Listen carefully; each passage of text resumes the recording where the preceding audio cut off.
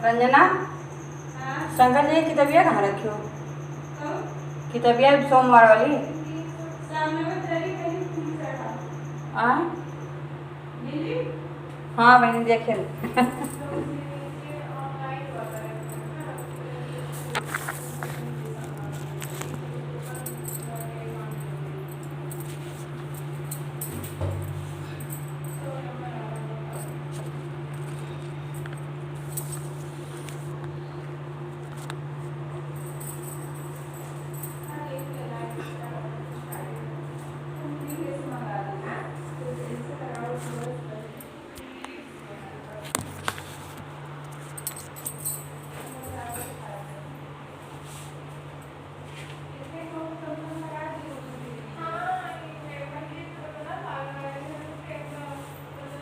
एक नगर में एक बहुत धनवान साहूकार था जिसके घर में लड़कियां बनाए थे, परंतु उसको एक बहुत बड़ा था। उसको सोचना था, उसे सोचता भी आदमी दुखी रहता था। वह पुत्र की कामना के लिए प्रत्येक सोमवार को शिव जी का व्रत और पूजन किया करता था। वह सायंकाल को शिव मंदिर में जाकर शिव जी के सामने दीपक जला करता था। उसके भक्त भाव को देखकर एक समय श्री पार्वती जी ने शिव जी महाराज से कहा कि महाराज, यह साहूकार आपका आनंद भक्त है और आपका व्रत और पूजन बड़ी श्रद्धा से करता है, इसकी मनोकामना पूर्ण करनी चाहिए, इसकी मनोकामना पूर्ण करनी चाहिए। शिव जी ने कहा, हे पार्वती, यह संसार कर्म क्षेत्र किसान खेत में जैसा बोझ होता है वैसे ही फल काटता है, उसी तरह संसार में जैसा कर्म करते हैं वैसा ही फल काटते हैं, भोगते हैं। पार्वती जी ने अतः आग्रह से कहा, जब यह आपका अनन्य भक्त है, यदि भक्त है और इसको यदि किसी प्रकार का दुख है तो उसको अवश्य दूर करना चाहिए, क्योंकि आप सदैव आपने अपने भक्तों पर दार रहते हैं, उनके दुखों को दूर करते हैं। यदि आप ऐसा नहीं करेंगे तो मनुष्य केवल आपकी मृत्यु करेंगे। पार्वती का ऐसा आग्रह देख शिव जी महाराज कहने लगे, पार्वती, इसके कोई पुत्र नहीं है, इसी चिंता में यह अति दुखी रहता है, इसके भाग में पुत्र न होने पर भी मैं इसको पुत्र प्राप्त कर देता हूँ, परंतु यह पुत्र केवल 12 वर्ष तक जीवित रहेगा, इसके पश्चात वह मृत्यु को प्राप्त हो जाएगा। इससे अधिक में कुछ और इसके लिए नहीं कर सकता। यह साहूकार भी सुन रहा था, इससे उसको ना कुछ चिंता हुई और ना कुछ दुख हुआ। वह पहले जैसे ही शिव जी महाराज के व्रत और पूजन करता रहा। कुछ काल व्यतीत हो जाने पर साहूकार की युवती गर्भवती हुई और दूसरे महीने में उसके गर्भ से अति सुंदर पुत्र की प्राप्ति को साहूकार के घर में बहुत खुशी मनाई गई, परंतु साहूकार को केवल 12 वर्ष की आयु जान के अधिक चिंता नहीं हुई और न ही यह किसी को भेद बतलाया। जब वह 12-11 वर्ष का हो गया तब बालक की माता ने उसके विवाह आदि के लिए कहा, तो उसके पिता कहा तो वह साहूकार कहने लगा, मैं इसका विवाह नहीं करूंगा, अपने पुत्र को काशी जी पढ़ने के लिए भेजूंगा। फिर साहूकार ने अपने साले अर्थात बालक के मामा को बुला करके उसको बहुत सा धन देकर कहा, तुम इस बालक को काशी जी पढ़ने के लिए ले जाओ और रास्ते में जिस स्थान पर भी रुको यह गिरता ब्राह्मण को भोजन कराते जाना।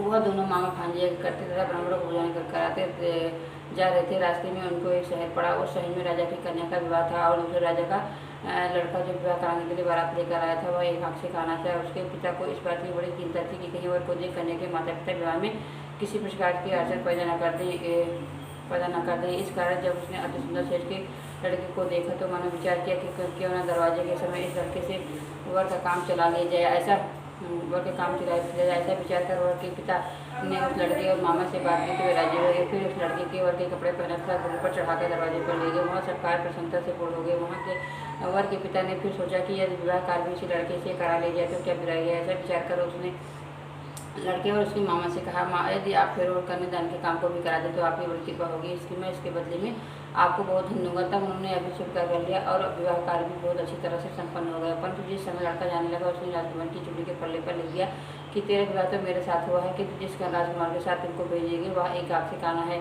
मैं तो काशी पढ़ने जा रही हूँ। लड़के के जाने के पश्चात उस राजकुमारी ने जब अपनी चुन्नी पर ऐसा लिखा हुआ पाया था उसने राजकुमार के साथ जाने से मना कर दिया और कहा कि यह मेरा पति नहीं है, मेरा विवाह इसके साथ नहीं हुआ, वह तो काशी जी पढ़ने गया है, काशी जी पढ़ने गया है। इस प्रकार राजकुमारी के माता पिता ने अपने घरने को विदा नहीं किया और बारात वापस चली गई।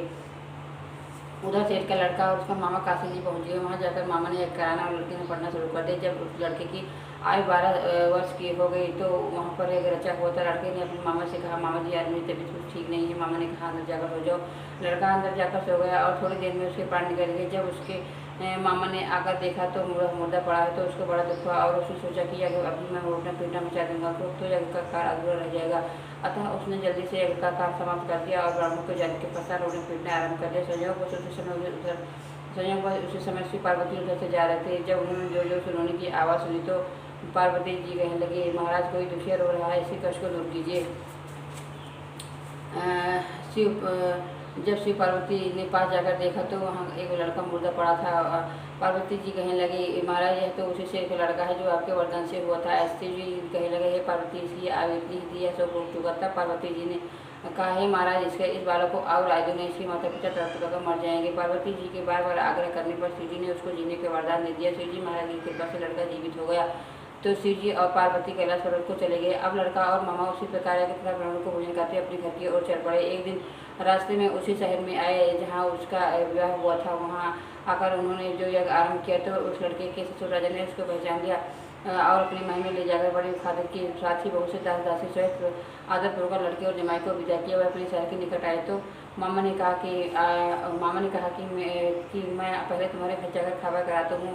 जब उस लड़के का मामा घर पहुँचा तो लड़के के माता पिता घर की छत पर बैठे थे और यह प्रण कर रखा था कि अब हमारा पुत्र सकुशल लौट आया तो हम नीचे राजी खुशी नीचे आ जाएंगे, नहीं तो छत से गिरकर अपने प्राण खो देंगे। इतने में उस लड़के के मामा ने आकर यह समाचार दिया कि आपका पुत्र आ गया तो उनको विश्वास नहीं आया। तब उस लड़के के मामा ने सफलपूर्वक कहा कि आपका पुत्र अपनी स्त्री के और बहुत सारा धन साथ लेकर आया। तो सेठ ने आनंद के साथ उसका स्वागत किया।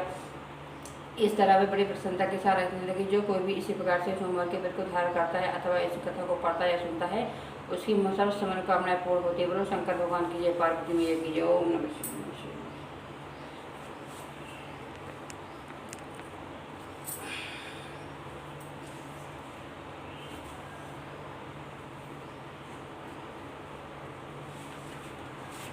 ओम त्र्यंबकं यजामहे सुगन्धिं पुष्टिवर्धनम् उर्वारुकमिव बन्धनान् मृत्योर्मुक्षीयमामृतं त्र्यंबकं यजामहे सुगन्धिं पुष्टिवर्धनम् उर्वारुकमिव बन्धनान् मृत्योर्मुक्षीयमामृतं त्र्यंबकं यजामहे सुगन्धिं पुष्टिवर्धनम् उर्वारुकमिव बन्धनान् मृत्योर्मुक्षीयमामृतं त्र्यंबकं यजामहे सुगन्धिं पुष्टिवर्धनम् उर्वारुकमिव बन्धनान् मृत्योर्मुक्षीयमामृतं त्र्यंबकं यजामहे सुगन्धिं पुष्टिवर्धनम् उर्वारुकमिव बन्धनान् मृत्योर्मुक्षीयमामृतं ओम त्र्यंबकं यजामहे सुगन्धिं पुष्टिवर्धनम् उर्वारुकमिव बन्धनान् मृत्योर्मुक्षीयमामृतं त्र्यंबकं यजामहे सुगन्धिं पुष्टिवर्धनम् उर्वारुकमिव बन्धनान् मृत्योर्मुक्षीयमामृतं। ओम नमः शिवाय, नमः शिवाय, नमः शिवाय, नमः शिवाय। ओम नमः शिवाय, ओम नमः शिवाय, नमः शिवाय, नमः शिवाय।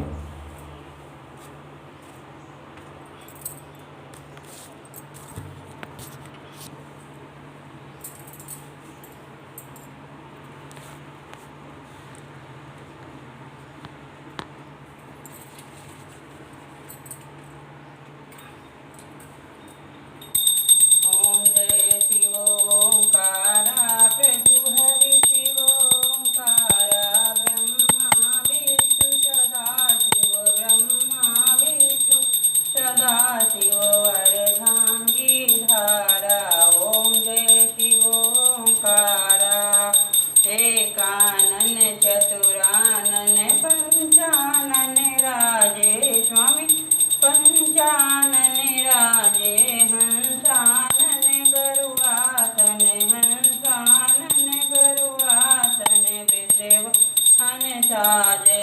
ओम जय शिव ओंकारा दो भुज चार चतुर भुज दस भुज अति शोहे स्वामी दस भुज अति शोहे तीनों रूप निरखता तीनों रूप निरखता त्रिभुवन जन मोहे।